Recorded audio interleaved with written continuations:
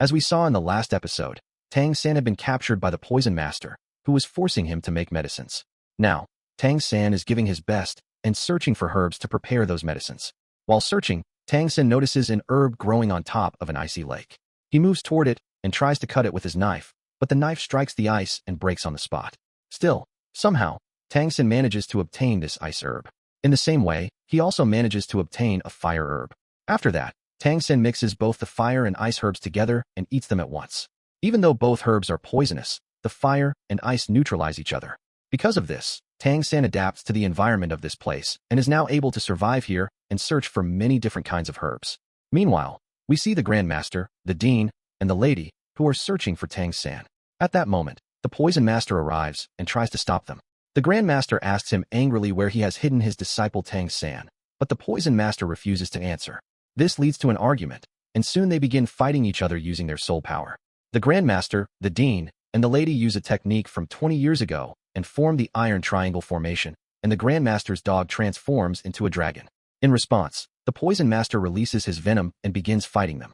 Although his venom is extremely powerful, the fight takes place in the air, giving the dragon an advantage, and it begins to overpower him. This angers the Poison Master, and he directly attacks the three of them. They are unable to withstand his attack, and their formation breaks apart. The Grandmaster steps forward and says, "Let my disciple go and kill me instead."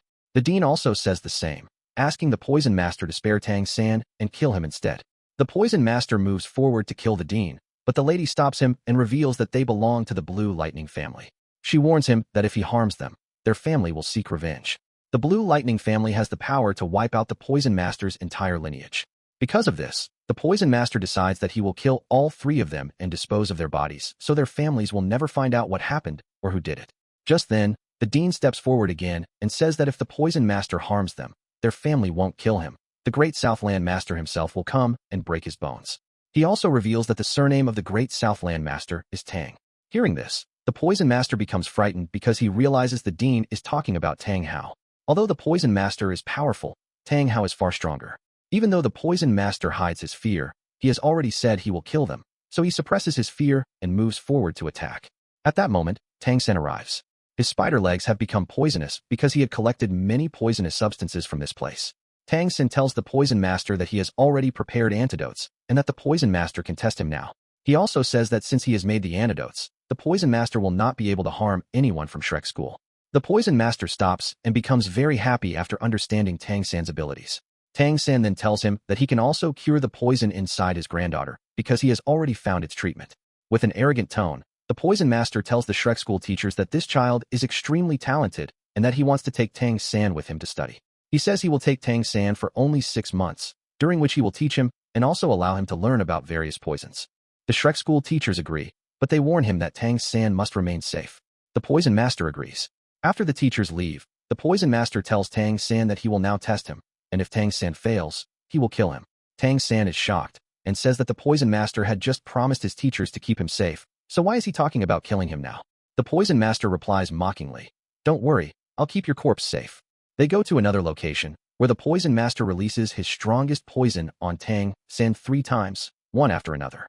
Each time, Tang San neutralizes the poison. From this, the Poison Master understands that Tang San will easily be able to remove the poison from his granddaughter. When he asks Tang San how he did it, Tang San explains that the previous day he ate both the ice and fire herbs together. It was very risky, but he managed to handle it. The Poison Master is deeply impressed, but he still doesn't fully trust Tang San. So he grabs Tang San and injects his own poison into him, saying that he will only remove it after Tang San cures his granddaughter. With no other choice, Tang San stays there, studies different poisons, and searches for the best possible medicine to cure the Poison Master's granddaughter. We are then shown Shrek School, where the other students are training with full dedication because they now have access to better facilities. They are given mimicry grounds and virtual locations, allowing them to train according to their natural attributes. As time passes, 6 months go by, and Tang San gains deep knowledge about poisons. One day, when the Poison Master comes to see him, Tang San shows him his secret hidden weapons, which are coated with top-quality poison capable of killing even the strongest Soul Land Masters. Seeing these weapons, the Poison Master becomes extremely happy because he has never seen anything like this in his 78 years of life. The Poison Master then removes the poison from Tang San and pretends to act innocent, saying that he cannot keep Tang San bound forever. In reality, he has become Tang San's friend and a strong bond has formed between them. Impressed by Tang San's talent, he jokes that if Tang San were 3 years older, he would have married his granddaughter to him. Tang San shyly replies that his granddaughter likes Qi Ming, and he would be the most suitable husband for her. They laugh and joke, and then the poison master asks Tang San about his background. When Tang San says that his father is just an ordinary blacksmith, the poison master realizes that Tang San knows nothing about his father's true identity. Since 6 months have passed, the poison master fulfills his promise of granting Tang San 3 wishes.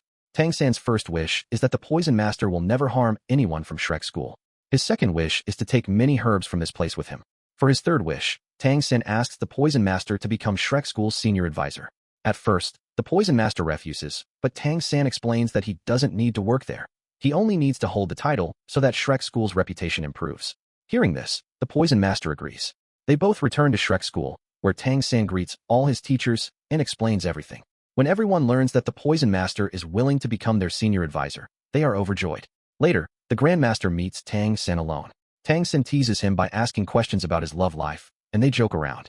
The Grandmaster then says that Tang San hasn't trained for 6 months and must have fallen behind his companions. Tang San replies that although he didn't train traditionally, he practiced poisons extensively, and his rank has reached 37. Hearing this, the Grandmaster is shocked and happily tells him to reach rank 40, as Mr. Dai has already reached that level. Tang San then meets Zivo. As soon as she sees him, she hugs him tightly and starts crying because he left without telling her and was gone for so long. Zivo loves Tang San deeply because she has no one else in this world. Seeing her cry, Tang San comforts her and promises that he will never leave her again. Tang San then meets his other friends and distributes the herbs he brought back, explaining that these herbs will greatly increase their strength. The Grandmaster arrives and warns them about possible side effects, but Tang San assures him that there will be none because these herbs are special and will be taken in limited amounts. Everyone takes their herbs, but one herb remains. Tang San wants to give this last herb to Catgirl. This is the most powerful herb, and it has a story behind it. Once, a man saw a beautiful garden and loved it so much that he created a similar garden near his home. He fell deeply in love with the flowers. One day, a flower goddess descended from heaven, and the two fell in love. But later, the gods arrived and took her away because a heavenly fairy was not allowed to love a human. Heartbroken, the man destroyed his garden. One day, an old man told him that after the fairy left, she reincarnated as a white flower in his garden. Filled with regret, the man rebuilt the garden and cared for the flower day and night. When there was no response, he eventually died beside it. When he died, the blood from his heart splashed onto the flower, turning it into a priceless herb. Whoever cultivates this flower becomes an extremely strong warrior. Tang San wants to give this herb to Catgirl because only a couple can use it, and in their group, only Catgirl and Mr. Dai are in a relationship. Catgirl shyly looks at Mr. Dai and accepts the flower. While using it, one must think only about their partner. Catgirl tries, but then remembers Mr. Dai's past with many girls, which breaks her focus, and she fails to absorb it. Everyone becomes sad. Tang San then gives the flower to the Grandmaster, who also loves the lady. The Grandmaster tries, but memories of their family problems distract him, and he fails as well. Suddenly, the flower moves on its own and lands in Zivo's hand. Zivo uses it and is able to focus on positive thoughts, activating the flower. Everyone is happy, but Zivo decides not to absorb it yet. She wants to become stronger first and will absorb it later, keeping it with her for now. Everyone else meditates and cultivates using their herbs. When they wake up, they find themselves much stronger. Everyone's rank increases by 5 or 6 levels. Ning Rong Rong is especially happy and kisses Tang San to thank him, breaking Oscar's heart. Oscar then gestures to Zivo to kiss him, but she angrily beats him up. Finally, Tang San notices his eyes, and we learn that his purple demon eye is further cultivated. With this, he can now see through objects and better understand the soul power of others. Now Mr. Dai looks at Catgirl and hugs her because he loves her. Although Catgirl doesn't want to push him away, she is reminded once again of Mr. Dai's flirtatious nature from his past, so she asks him to step back. When Mr. Dai says that he has now become pure and innocent like Tang San, Catgirl replies that she will check for herself whether he has truly changed or not, and then she leaves. After this, all the kids start teasing Mr. Dai, but he remains calm. Looking toward Catgirl, he thinks to himself that he will definitely become pure and innocent. Just then, the Grandmaster arrives and meets Tang San.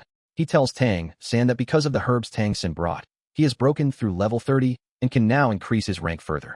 Tang San becomes very happy because the weakness that made the Grandmaster less effective in fights has now been resolved. However, since the Grandmaster has grown old, he no longer has much desire to increase his rank, and after a certain age, the speed of rank advancement also slows down. Therefore, he decides to continue focusing only on theoretical knowledge. After that, Tang San starts roaming around with the other kids. Suddenly, a masked man appears and attacks them. The masked man is very powerful, but Tang San and the others fight back together. With Tang San's help, they manage to overpower him. Just then, Fatty uses fire to kill the masked man. At that moment, Tang San realizes that the masked man is actually Mr. Zhao, so he immediately blocks the fire and saves him. In reality, Mr. Zhao was testing their increased power. Seeing everyone's performance, he is very happy. He had been holding back during the fight. Otherwise, Mr. Zhao himself is extremely powerful. The dean, who is standing there, tells Tang San that the poison master is calling him. Tang San goes to meet him, and the poison master's granddaughter is also present there. Tang San gives her the medicine he prepared. However, the granddaughter is very arrogant. She insults the school and speaks badly about Tang San. In response, the poison master makes fun of his own granddaughter and praises Tang San's abilities in front of her. This makes the granddaughter angry, and she says that she is stronger than Tang San and that if he doesn't believe her, he can fight her right now.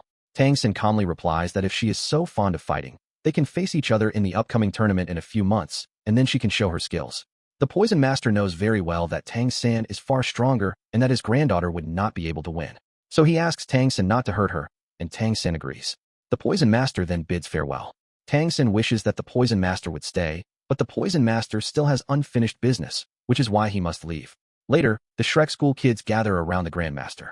The grandmaster tells them that he, the dean, and the lady are going into the forest with Mr. Dai because they need to hunt a soul beast to obtain a spirit ring for him. Ning Rongrong also returns to her tribe during this break. When the dean is leaving, a design slips out from his shirt. When Tang San and the others see it, they are terrified because it is the design of their upcoming school uniform, and they would look very strange wearing it. After they leave, Tang San asks his friends about the teaching methods used here and then attends his first class. In class, Tang San and Zivo sit together on the same bench, laughing and chatting. A senior student notices this. Since he likes Zivo, he comes over and warns Tang San to stay away from her. This leads to an argument, which quickly turns into a fight. Tang San easily defeats the boy, humiliating him. Furious, the boy tries to attack Tang San again, but just then the teacher arrives. The teacher tells them to meet outside after class.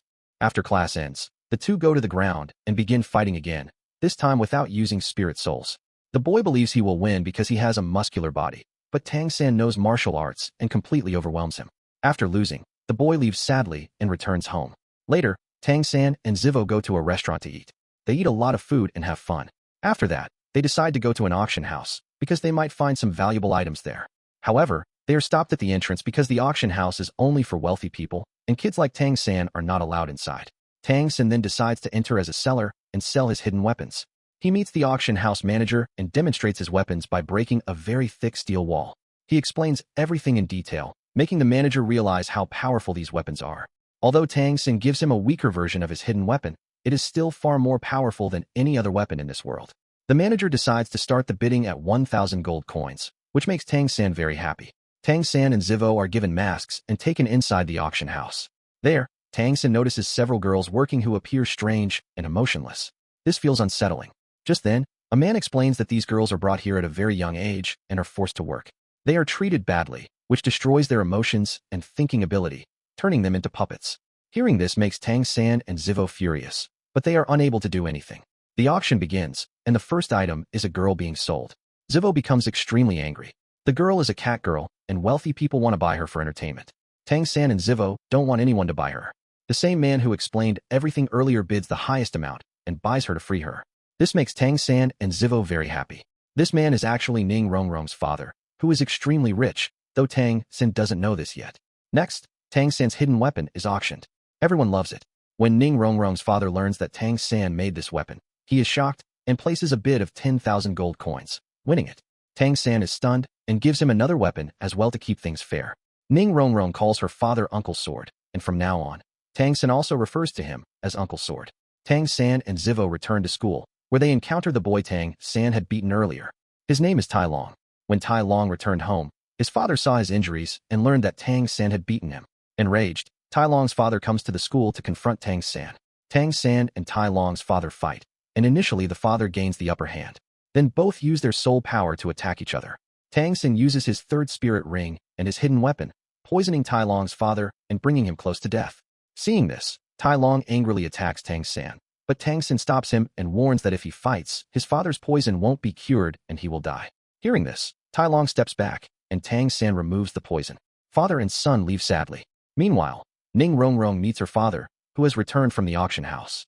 He happily shows her the weapon he bought, and she immediately realizes that Tang San made it. Uncle Sword also understands that Tang San is Ning Rongrong's friend. While talking, Ning Rongrong thinks about Oscar and blushes.